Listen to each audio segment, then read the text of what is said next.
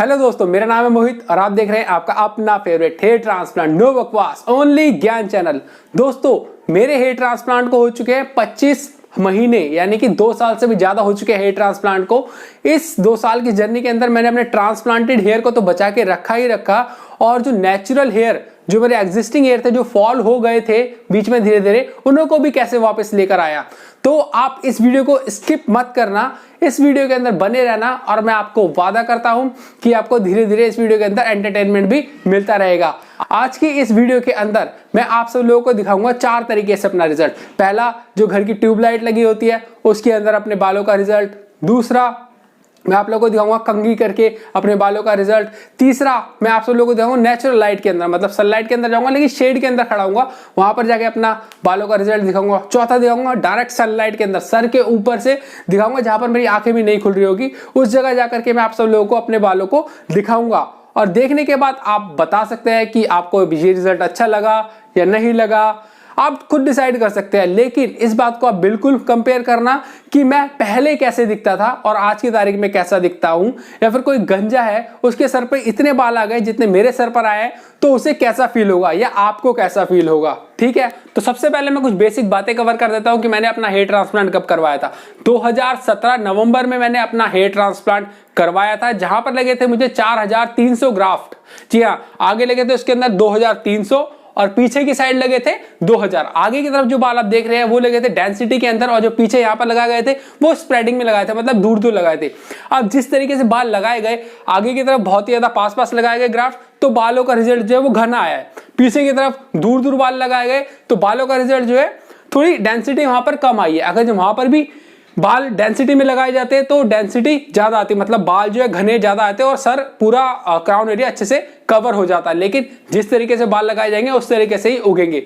अब आप सब लोगों का बेसिक क्वेश्चन ये होता है कि तुमने कौन सी टेक्निक से करवाया था। मैंने FUE टेक्निक से करवाया था। आप पूछते हैं कि क्या भाई ये जो बाल आपने लगाए हैं ये बाल बड़े होते हैं? तो दोस्तों, ये बाल बड़े होते हैं। हर 15 से 20 दिन के अंदर मैं अपने बालों की कटिंग करवाता हूं। अगर जो आप हेयर ट्रांसप्लांट करवाएंगे तो याद रखना आपको कटिंग का खर्चा भी बढ़ जाएगा, मतलब हर महीने या फिर 15 दिन में या 20 दिन में आपको बाल कटवाने होंगे। और ये बाल एकदम नेचुरल बालों की तरह ही बढ़ते हैं। नेचुरल बाल जो आपके सर के अंदर लगे हुए हैं, जिस स्पीड में आपके ये वाले बाल जो कि ट्रांसप्लांटेड नहीं है, उसी स्पीड में आपके ये वाले बाल जो कि ट्रांसप्लांट हुए हैं ये भी बढ़ेंगे, कटेंगे। शैम्पू लगाओगे, इनकी स्कैल्प में पसीना आएगा, यहां पर भी डैंड्रफ होगा। अगर जो यहां पर डैंड्रफ हो रहा है, यहां पर खुजली हो रही है तो यहां पर भी खुजली होगी। मतलब वो सारी नॉर्मल बातें होंगी जो आपको 15 साल की उम्र में आप फेस करते थे, वही बातें आप आज की तारीख में फेस करेंगे हेयर ट्रांसप्लांट हो जाने के बाद। मतलब ये बिल्कुल नेचुरल है।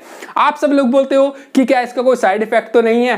दोस्तों, मैं आप सब लोगों को बता दूं, मुझे हेयर ट्रांसप्लांट करवाने से कोई भी साइड इफेक्ट नहीं हुआ है। एक भी साइड इफेक्ट नहीं हुआ है। बस एक साइड इफेक्ट हुआ था जो कि 5 दिन चला था, वो था आंखों के ऊपर स्वेलिंग आ जाना। मेरी आंखों के ऊपर यहाँ पर थोड़ी थोड़ी स्वेलिंग आ गई थी। आंखें तो बंद नहीं हुई थी स्वेलिंग से, कई लोगों की हो जाती है आंखें बंद, लेकिन मेरी सिर्फ यहाँ पर स्वेलिंग आ गई थी। स्वेलिंग क्यों आई थी? क्योंकि सर के अंदर हेयर ट्रांसप्लांट से पहले लोकल एनेस्थीसिया दिया जाता है, जिससे कि हमारे सर के अंदर हेयर ट्रांसप्लांट करते हुए दर्द ना हो। अगर जो लोकल एनेस्थीसिया के बिना हेयर ट्रांसप्लांट कर देंगे तो ये पॉसिबल ही नहीं है, बंदा दर्द से ही मर जाएगा।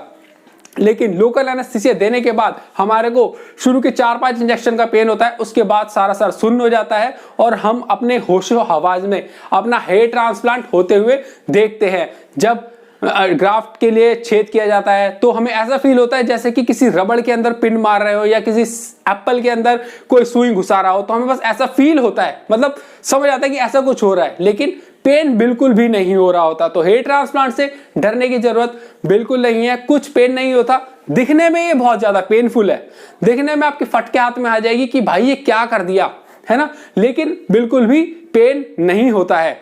ये सारी बातें मैंने अपने चैनल पे ऑलरेडी बताई हुई हैं। मैंने बहुत सारे लोगों से भी मिलवाया है आपको इसी चैनल पे जाकर के थ्रू। अगर आप सब लोग पुरानी वीडियो देखना चाहते हैं या ऑलरेडी जो मैंने चैनल पे डाली है वो देखना चाहते हैं, या आप आने वाले दूसरे लोगों से भी मिलना चाहते हैं जिन्होंने अपना हेयर ट्रांसप्लांट करवाया है, जैसा कि आप लोगों का मन में हमेशा रहता है कि ये तो यूट्यूबर है यार, इसका तो अच्छा करेंगे ही, लेकिन जो लोग मैं चैनल के ऊपर लाता हूं वो यूट्यूबर नहीं है, वो एक नॉर्मल आदमी है, नॉर्मल इंसान है। उन्हों के ग्राफ्ट, उन्हों के बाल, उन्हों के सब कुछ हेयर ट्रांसप्लांट बहुत अच्छे तरीके से किया हुआ है और उन सबको मैंने ही सजेस्ट किया था बेसिकली कि वो कहां पर जाकर अपना हेयर ट्रांसप्लांट करवाए। अगर आपको अपना हेयर ट्रांसप्लांट करवाना है तो नीचे दिए गए नंबर पर कांटेक्ट कर सकते हैं मुझे मैं आप लोगों की हेल्प करूंगा आपकी सिटी के अंदर आपको आपका बेस्ट क्लिनिक बताने के लिए। प्लस आगे बढ़ने से पहले मैं चाहूंगा कि आप मेरे चैनल को सब्सक्राइब कर ले और उससे मेन बात यह है कि ऑल नोटिफिकेशन वाला बेल आइकन है उसको जरूर प्रेस करें, ऑल नोटिफिकेशन वाला, ठीक है।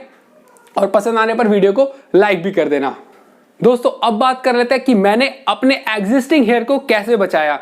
जी हाँ दोस्तों, मेरे एग्जिस्टिंग हेयर फॉल होते हैं और एक बार टाइम ऐसा आ गया था बीच में कि मेरे एग्जिस्टिंग हेयर बहुत ही ज्यादा फॉल हो गए थे, तो मेरी फटके चार हो गई थी कि लोग बोलेंगे बेंच तेरे खुद के बाल नहीं है, तू लोगों के बाल उगाएगा, तू हुतिया है, तू हुतिया है, तू हुतिया है। तो भाई मैं मतलब फिर मैंने क्या करा, फिर मैं फिर से अपने बेसिक्स पर आ गया, जो मैं ज्यादा हवा में उड़ रहा था कि भाई मैं मिनॉक्सिडिल ले लाऊंगा, मैं ये नहीं खाऊंगा, मैं वो नहीं खाऊंगा, मैं फिर से अपने बेसिक्स पर आ गया।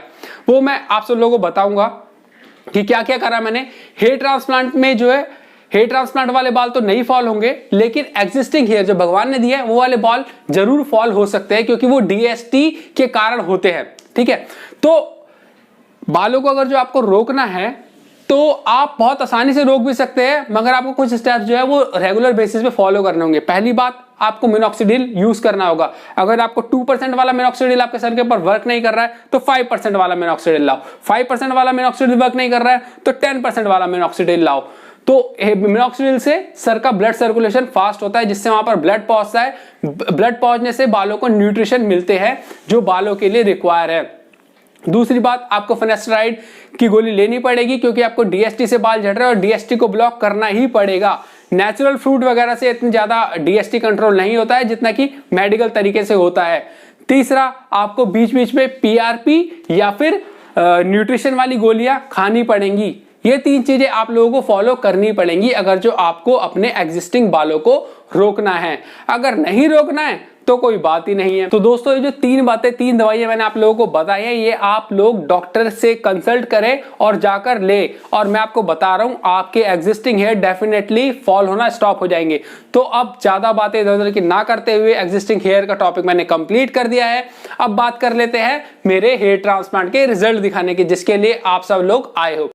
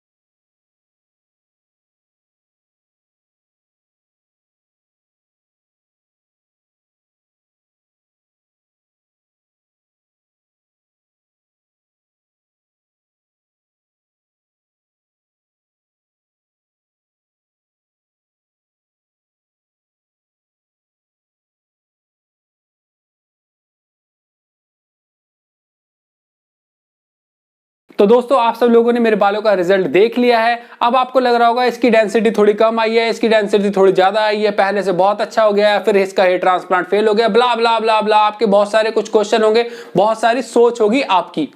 तो मैं आप सब लोगों को बता दूं, जिस बंदे के जिस तरीके के ग्राफ्ट होते हैं उसका रिजल्ट वैसा ही आता है। उसके साथ साथ ये चीज बहुत ज्यादा डिपेंड करती है कि उसने किस तरीके का क्लिनिक चूज किया है।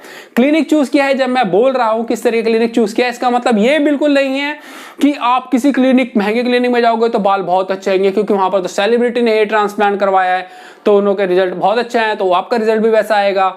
या फिर आपने बहुत सस्ता, पैसों के चक्कर में बहुत सस्ता क्लिनिक चूज कर लिया कि तो आपका रिजल्ट नहीं आया या फिर रिजल्ट आ गया। ये सब बातें जो है ग्राफ्ट क्वालिटी, डॉक्टर के एक्सपीरियंस या टेक्नीशियन भी बहुत मेजर रोल अदा करते हैं कि टेक्नीशियन का एक्सपीरियंस कैसा है। क्योंकि हेयर ट्रांसप्लांट की दुनिया में लोग बोलते तो हैं कि डॉक्टर हेयर ट्रांसप्लांट करता है, डॉक्टर करता है, लेकिन डॉक्टर एक बैठा होता है उस ओटी में, टेक्नीशियन 2 बैठे रहते हैं। तो मतलब ये 3 लोग मिलकर हेयर ट्रांसप्लांट कर रहे थे। तो और टेक्नीशियन का भी जो एक्सपीरियंस है बहुत वैल्यू करता है। अगर जो आपको लगता है कि मैं टेक्नीशियन को लेकर भी एक वीडियो बनाऊं तो मुझे कमेंट सेक्शन के अंदर बता देना। मैं आप लोगों को टेक्नीशियन से भी मिलाऊंगा, डॉक्टर लोगों से तो मैं आप लोगों को मिलवा ही चुका हूं।